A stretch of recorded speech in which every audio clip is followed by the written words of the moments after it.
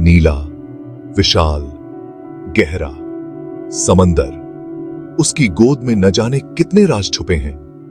कितने सालों से मल्लाह उसके सीने को चीरते आए हैं, नई दुनियाएं खोजते, नए सपने बुनते। लेकिन समंदर भी तो एक अबूझ पहेली है। उसकी गहराइयों में क्या छिपा है, कौन जाने। कभी कभी समंदर के सन्नाटे को चीरती हुई एक चीख सुनाई देती है। एक कहानी, एक भूतिया जहाज की कहानी, बिना मल्लाह के, बिना दिशा के, बस भटकता हुआ एक साया।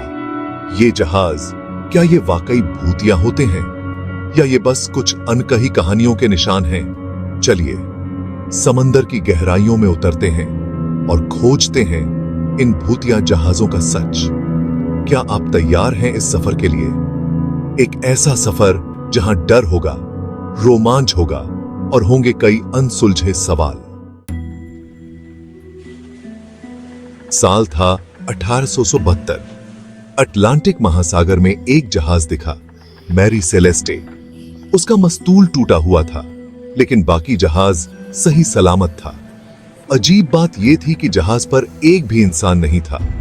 कप्तान की डायरी में आखिरी जापिस 10 दिन पुरानी थी। उसमें लिखा था, हम तूफान में फंस गए हैं। लेकिन तूफान के कोई निशान नहीं थे जहाज पर। खाना बना हुआ था, सामान बिखरा पड़ा था। ऐसा लग रहा था जैसे सब लोग एक पल में ही गायब हो गए हों। मैरी सेलेस्टे का क्या हुआ? क्या तूफान आया था? क्या समुद्री डाकू ने हमला किया था? या फिर कुछ और हुआ था? आज तक इस राज का कोई जवाब नहीं मिला। मैरी सेलेस्टे भूतिया जहाजों की दुनिया का एक ऐसा रहस्य बन गया जिसका जवाब शायद कभी नहीं मिलेगा।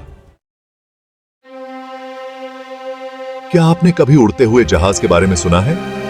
कहानियां कहते हैं कि एक जहाज, फ्लाइंग डचमैन, सदियों से समुद्र में भटक रहा है। कहा जाता है कि इस जहाज का कप्तान बहुत जिद्दी था। उसने तूफान में भी जहाज को मोड़ने से मना कर दिया था। नतीजा, जहाज और उसका सारा दल शापित हो गया। अब ये जहाज एक भयानक परछाई की तरह समुद्र में भटकता रहता है। कहते हैं कि जो भी इस जहाज को देखता है उसके साथ कुछ बुरा होता है। क्या यह सिर्फ एक कहानी है या फिर सच में कोई उड़ता हुआ जहाज है जो समुद्र में भटक रहा है? शायद नहीं। समुद्र के सीने में छिपे राजा अनगिनत हैं और फ्लाइंग डचमैन उन राजों में से एक है। अनसुलझे रहस्य, अनकहे किस्से। मैरी सेलेस्टे और फ्लाइंग डचमैन तो बस दो मिसालें हैं। समुद्र में ऐसे न जाने कितने ही जहाज समा गए जिनकी कहानी कोई नहीं जानता। कैरोल ए डियरिंग, एक जहाज जो 1921 में रहस्यमयी तरीके से गायब हो गया। उसके सारे क्रू मेंबर्स गायब थे, लेकिन जहाज पर खाने की तैयारी हो रही थी।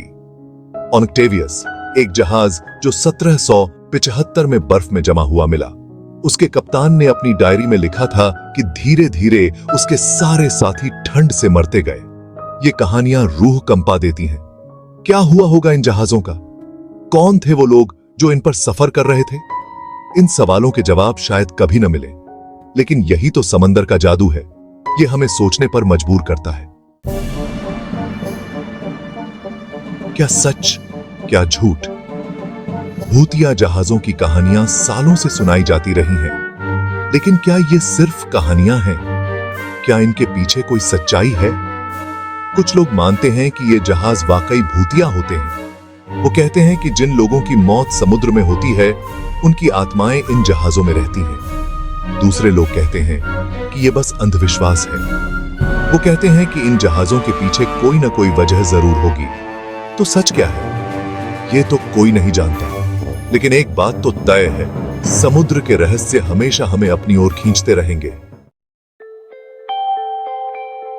समंदर की अनकही दास्तान, भूतिया जहाज, रहस्य, रोमांच, ये सब समंदर का हिस्सा है।